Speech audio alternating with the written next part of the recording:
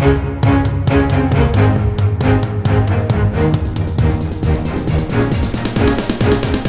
is the Washington Times front page for Monday, September 19th, 2022. Thanks for starting your week with us. I'm George Gerbo.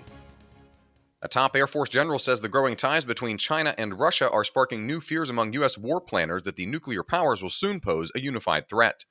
Bill Gertz reports General Anthony Cotton, currently commander of the Air Force Global Strike Command, made the remarks to a Senate confirmation hearing in response to questioning that a China-Russia nuclear axis would require stronger U.S. deterrent forces.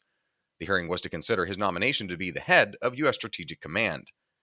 Cotton's comments were made the same day last week that Chinese President Xi Jinping and Russian President Vladimir Putin were meeting in Uzbekistan for their first face-to-face talks in 7 months. Both leaders called for increasing cooperation in the growing strategic partnership. There may be no other sign on which the divide between Republicans and Democrats runs as deep as immigration right now, and you have to look no further than the back and forth between Texas Governor Greg Abbott and Chicago Mayor Lori Lightfoot. Stephen Dinan reports border security is a top-of-mind issue for Texas voters and has been for years. Abbott's stance plays well not just with Republicans, but also with independents and even border area Hispanic voters who might otherwise tack toward Democrats.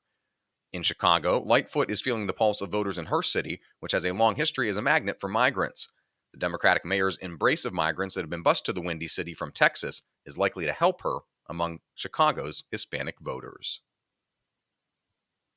The Supreme Court's most recent rulings have prompted states to change policies on issues such as abortion, gun rights, and religious liberty. But even with a 6-3 court majority, Alex Warrior reports not all of those results have gone as some conservatives might have expected. For example, the justices ruled in June that Maine can't exclude religious schools from its tuition reimbursement program, which provides paths for education for children in rural towns that don't have a public school. But only one religious high school in the state will participate in the program this fall. Also in June, the court struck down New York's requirement that individuals requesting a concealed firearm carry permit must show a proper need to obtain one. But state officials have enacted the Concealed Carry Improvement Act, aimed again at curtailing the carrying of a gun. You can read all of these stories at WashingtonTimes.com/front page. You can also find the entire lineup of news, commentary, and sports podcasts at WashingtonTimes.com/podcasts. Let's wrap up with some updates on the campaign trail as the midterms near. First, Susan Ferricchio is in Georgia, where Herschel Walker is trying to get voters to see him not as a former Heisman Trophy running back for the University of Georgia, but more as a Senate candidate. Walker is fighting to pull ahead in a race that is a statistical tie between him and Georgia Senator Raphael Warnock. And finally, Seth MacLachlan recaps a rally with President Trump in Youngstown, Ohio. 20 years ago, Youngstown in the Mahoning Valley was reliably Democratic, albeit with a conservative working-class tinge among its many steel mills and factories. It, however, has swung overwhelmingly toward Republicans along with the rest of the Buckeye State.